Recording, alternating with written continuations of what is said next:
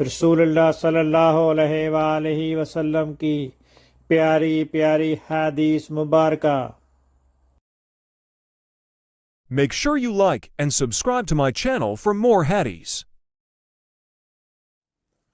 حضرت ابو ہریرہ رضی اللہ عنہ نے بیان کیا کہ نبی کریم صلی اللہ علیہ وسلم نے فرمایا، بیواؤں اور مسکینوں کے کام آنے والا اللہ کے راستے میں جہاد کرنے والے کے برابر ہے، یا رات بھر عبادت اور دن کو روزے رکھنے والے کے برابر ہے۔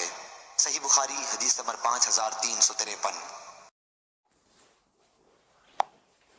حماد بن زید نے بیان کیا، ان سے کثیر نے، ان سے عطا نے اور ان سے حضرت جابر بن عبداللہ رضی اللہ عنہ نے کہ نبی کریم صلی اللہ علیہ وسلم نے فرمایا، پانی کے برتنوں کو ڈھک لیا کرو، مشکیزوں کے منہ کو باندھ لیا کرو، دروازے بند کر لیا کرو اور اپنے بچوں کو اپنے پاس جمع کر لیا کرو، کیونکہ شام ہوتے ہی جنات روئے زمین پر پھیلتے ہیں اور اچکتے پھرتے ہیں، اور سوتے وقت چراغ بجھا لیا کرو، کیونکہ موذی چوہا بعض اوقات جلتی بتی کو کھینچ لاتا ہے اور اس طرح سارے گھر کو جلا دیتا ہے۔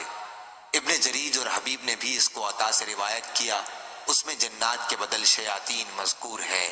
صحیح بخاری حدیث نمبر 3316۔